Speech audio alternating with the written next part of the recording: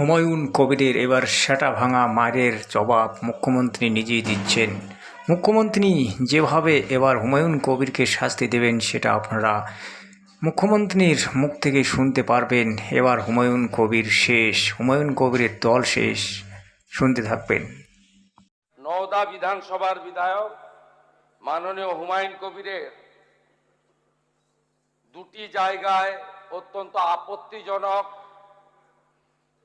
সাম্প্রদায়িক এবং সমাজ এবং রাজ্যের পক্ষে ক্ষতিকারক বক্তব্যের উপরে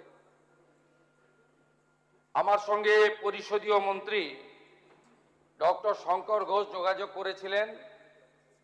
আমি তাকে আশ্বস্ত করেছিলাম যে মাননীয় অধ্যক্ষ মহোদয় অনুমতি দিলে আমি এই সংক্রান্ত একটি স্টেটমেন্ট হাউসে রাখব। প্রথমত, মাননীয় হুমায়ুন কবির যে বক্তব্য রেখেছেন, এই বক্তব্য আপনাদের কাছে আমি পড়ে শোনাচ্ছি। 26/6/2026 afternoon, Humayun Kabir MLA Nowda AC, তিনি একটি উনার পার্টির মিটিং কাশীপুরে রেজিনগরে করেছেন। সেখানে তিনি বলছেন, এই যে অনামিকা ঘোষ, সে ভোটে হেরে মনে করছে আমি এমএলএ, এখানে ভোটে হেরে বিজেপি মনে করছে আমি এমএলএ, এখানে এখন আস্ফালন করে বেড়াচ্ছে। তা আমি শুভেন্দু অধিকারীকে সেদিন বলেছি যে আপনি ভোটে জিতেছেন, আপনার দল জিতেছে, খুব ভালো কথা, কিন্তু মুর্শিদাবাদে আস্ফালনটা একটু কম করবেন। আমি যেদিন ময়দানে মুসলমানদের নিয়ে নেমে যাব না, সেদিন এমন সাটা ভাগা মার শুরু করবে যে আপনাদের পতাকা বহন করার লোক থাকবে না। কেস এরকম, কেস আমাদের বহরমপুরে জেল খাটা আছে। 5000 লোককে আপনি বহরমপুর সেন্ট্রাল জেলের যা আয়তন, তাতে 4700 বা 4800-র বেশি লোক ধরে না। লাখে লাখে লোককে রাস্তায় নিয়ে নামাবো আর সাটা ভাঙা মার দেব আর জেলে যাব। কদিন জেলে আটকে রাখতে পারবেন, কত খাওয়াতে পারবেন দেখব।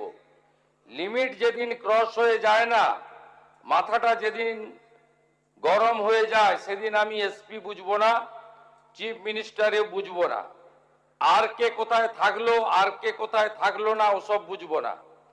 আমি নিজেই নেতৃত্ব দিয়ে দাঁড়াবো। এটা একটা ইনসিডেন্ট 1।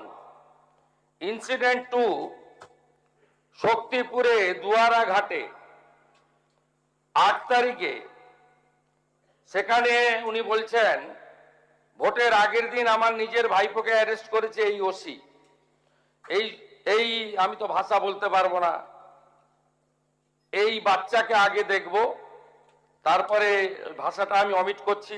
এই বাচ্চাকে এমন শিক্ষা দেব, এর বাবা 14 গোষ্ঠীর নাম ভুলিয়ে দেব। এ লালগোলাতে 500 মুসলমানের লাইফ শেষ করে দিয়ে এসেছে। সত্যভাবে বলবো, এই ওসিকে এখান থেকে সরানো শুধু না, একেবারে অকেজো পোস্টিং দিতে হবে। যদি না দেয় 10,000 লোক নিয়ে থানা ঘিরে একে কলার ধরে থানা থেকে বার করব, পারলে আমাকে রুখে নেবেন। এই দুটো ইনসিডেন্টের পরে আমার মনে হয়েছে যে এনাফি জানাব,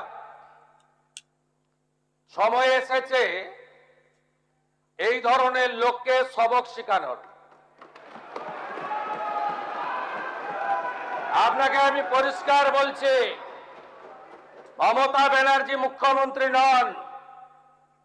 আপনি দুর্বল মুখ্যমন্ত্রী পেয়ে যা খুশি করেছেন, যা খুশি বলেছেন। আমি আপনাকে বলে গেলাম, আমরা দুটো এফআইআর স্টার্ট করেছি। Rejinagar PS case number 219/226, dated 26/6/2026, under section 152, 192, 196, 197, 224, 299, 351 within bracket 2, 352, 353 of the ভারতীয় ন্যায় সংহিতা। ইনসিডেন্ট নাম্বার 2তেও আমরা শক্তিপুর পিএসএ 176/226-এ আরেকটা কেস ইস্যু করেছি।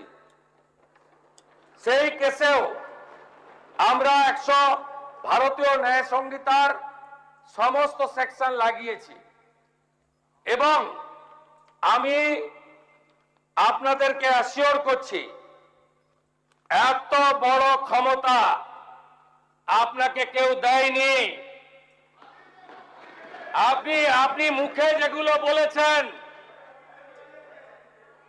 আপনাকে আমি বলে গেলাম, আপনি কেন করছেন আমি জানি, আপনি কেন করছেন রাজনৈতিক কারণটা আমি জানি। আপনার এজেন্ডা 2 ছিল। 1 এজেন্ডা ভরতপুর, রেজিনগর, নওদায় সব নির্বাচিত পঞ্চায়েত যে দলেরই হোক ভেঙে আপনার পার্টিতে নিয়ে যাওয়া। আপনি সেটা করতে পারছেন না। আর দ্বিতীয় হচ্ছে আপনি 2টো সিটে জিতেছেন, নিয়ম মেনে একটাই রিজাইন করেছেন রেজিনগর। আগামী 2-3 মাসের মধ্যে উপনির্বাচন হবে, আপনি আপনার ছেলেকে জেতাতে চাইছেন। 72% মুসলিম আছে, মুসলিম ভোটকে কনসলিডেট করার জন্য আপনি এই খেলাটা খেলছেন। আপনি কান খুলে শুনে রাখুন, আপনাকে এইভাবে ধমক হুমকি বেপরোয়া লাগাম ছাড়া কথা বলতে দেব না, দেব না, দেব না। আপনাকে আমি শুধু 3টে উদাহরণ দিলাম। সন্দেশখালীতে একজন ছিল,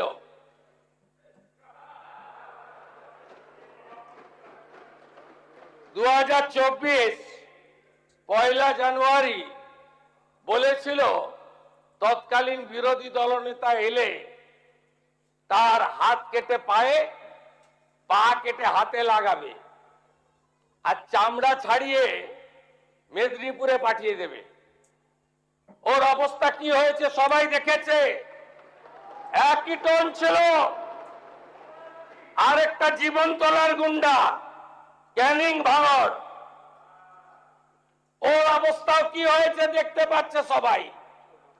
আরেকটা পুষ্পা ঝুঁকে গায়ে নেই, এমন ঝোঁকা ঝুঁকেছে খালি পায়ে, ছোট প্যান্ট পরে, কান ধরে উঠবস করতে করতে যাচ্ছে। আপনাকে আমি বলে গেলাম পুলিশ তার ব্যবস্থা নেবে। আর আমি 1 সপ্তাহ পরে মুর্শিদাবাদে যাচ্ছি। আমি প্রমাণ করে দেব ভারতবর্ষের সংবিধান, আইন শেষ কথা বলে, কোন বাতেল আবাদ শেষ কথা বলে না। আপনাকে সংযত হওয়ার, সতর্ক হওয়ার, এই ধরনের কথা প্রত্যাহার করার এবং ভবিষ্যতে এই ধরনের কথা বলার আগে 25 বার ভাবার হুঁশিয়ারি দিয়ে আমি সবাইকে আশ্বস্ত করছি। আপনারা ভাবছেন কেস হয়েছে, অ্যাকশন কবে হবে? যারা ওকে ডেকেছিল এই সভাতে তাদেরকে আগে তুলব, তারপরে আপনার কাছে যাব। যা করার করব, আমি আশ্বস্ত করছি আপনাদের। আপনি ধরে রাখুন, এটা ওর শেষ বক্তব্য, ধরে রাখতে পারেন। এই সরকার আইনের শাসন প্রতিষ্ঠা করবে, গুন্ডাদের শাসন সমাপ্ত করবে, নিশ্চিন্ত থাকুন। সবাই ভালো থাকবেন, ধন্যবাদ। দর্শক শুনলেন মুখ্যমন্ত্রীর বিবৃতি। তিনি এবার হুমায়ুনকে যে শাস্তিটা দেবেন সেই শাস্তিটা কিন্তু এবার হুমায়ুনকে মাথা পেতে নিতে হবে। হুমায়ুন অনেকবার বেড়েছে, তাই বড় বড় কথা বলে, রাজনৈতিক কথা বলে মানুষকে বিভ্রান্তির পথে ফেলে দেয়, মুসলমানদেরকে ঠকাচ্ছে, মুসলমানদেরকে ব্যবহার করছে। মুসলমান ভাইরা কিন্তু বুঝতে পারছে না আল্লাহর নামে, মসজিদের নামে এবং কোরআনের নামে, হাদিসের নামে মুসলমানদেরকে ঠকাচ্ছে, মুসলমানদেরকে বোকা বানাচ্ছে। সেটা মুসলমান ভাইরা আজও বুঝতে পারলো না। মুসলমানদের আসল হিতৈষিত সনাতনীরাই চায়, কিন্তু মুসলমানরা বোঝে না। মুসলমানরা হাদিসকে বোঝে, কোরআনকে বোঝে না। তাই এবার মুসলমানদেরকে বুঝতে হবে, জাগতে হবে এবং সনাতনী হিন্দুরা তোমাদেরকে কি বলতে চায় সেটা বুঝতে হবে। সনাতনীদের বিরুদ্ধে চললে তোমাদের চলবে না। এবার কিন্তু আর হুমায়ুন বাঁচবে না। হুমায়ুন জেলে যাবে, এটা সত্য। হুমায়ুনের আর বেশি দিন নেই, এই তো সপ্তাহখানেকের মধ্যেই পুলিশ ধরে একেবারে কান ধরে উঠবোস করাতে পারে। তো দর্শক, আপনারা অবশ্য শুনলেন। যদি আপনারা কোনো কথা বলার থাকে, আপনাদের যদি কোনো কথা বলার থাকে অবশ্যই কমেন্টে জানাবেন। এই বলে আপনাদেরকে ধন্যবাদ। আর চ্যানেলটিকে সাবস্ক্রাইব করে নেবেন। জয় হিন্দ, বন্দে মাতরম।